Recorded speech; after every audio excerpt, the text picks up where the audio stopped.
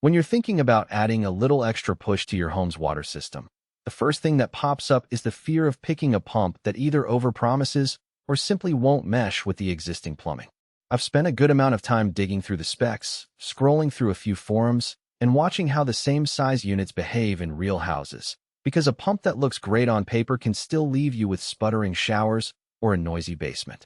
The goal of this review is to walk you through the practical side of the Grundfos SCALA1, so you can decide if it actually solves the problems you're dealing with or if you'd be better off looking elsewhere.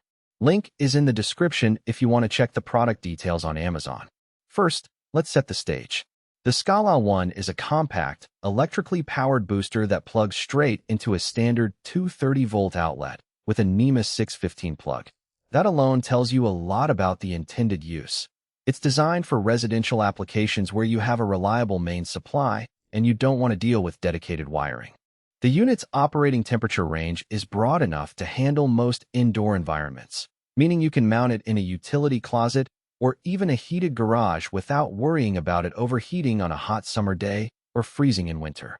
The max operating pressure is set at a level that satisfies typical domestic demand, while the max inlet pressure is capped so the pump won't try to pull water from a source that's already too pressurized, which could otherwise cause cavitation or premature wear.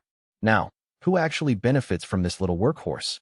If you live in a multi-story house and have noticed that the water flow on the top floor dwindles after a few minutes, or if you've installed a high-flow shower head and the pressure drops noticeably, the SCALA1 can be a game-changer.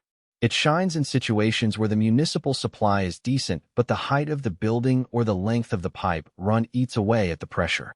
It also works well for small irrigation setups where you need a steady, moderate flow without installing a full-blown pressure tank system. Homeowners who have already invested in low-flow fixtures and are looking for a cheap way to boost the feeling of water pressure will find this pump fitting nicely into the budget.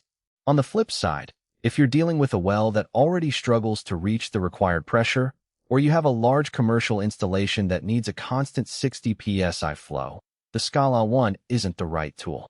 Its suction port size and outlet port size are both sized for modest flow rates. Trying to push a high volume through those ports will create bottlenecks and could lead to the pump cycling on and off more frequently than it should.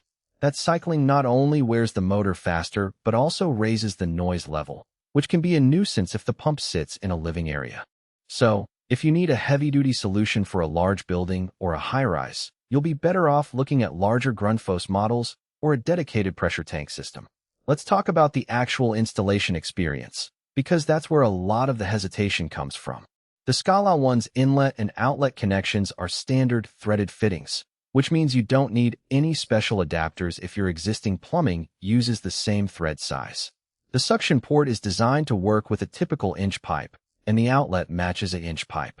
If your home already runs those sizes, you can basically screw the pump in place, plug it into the outlet, and you're ready to go. There's no need for a professional electrician unless you're uncomfortable handling a 230-volt appliance. And even then, the plug is insulated and the unit includes a built-in overload protector that trips if the motor draws too much current. In terms of day-to-day usability, the SCALA1 runs quietly enough that you can place it in a basement or utility room without hearing it constantly. I've heard from a few homeowners who installed it next to a washing machine that the pump's sound blends into the background hum of other appliances. The real strength here is the automatic pressure sensing. The pump kicks in only when the pressure drops below a preset threshold and shuts off when the desired pressure is restored. That means you're not wasting electricity running the motor continuously, which keeps the operating cost low, a point that matters if you're watching the utility bill. However, there are a couple of trade-offs that aren't obvious from the spec sheet. Because the unit relies on a plug-in design, it doesn't have the same surge protection you might find on a hardwired pump with a dedicated circuit breaker. In areas with frequent power spikes, you could see the motor life shortened unless you add an external surge protector. Also, the max inlet pressure limitation means that if your municipal supply fluctuates above the pump's tolerance, the unit will simply stop drawing water, leading to occasional dry cycles. Some users,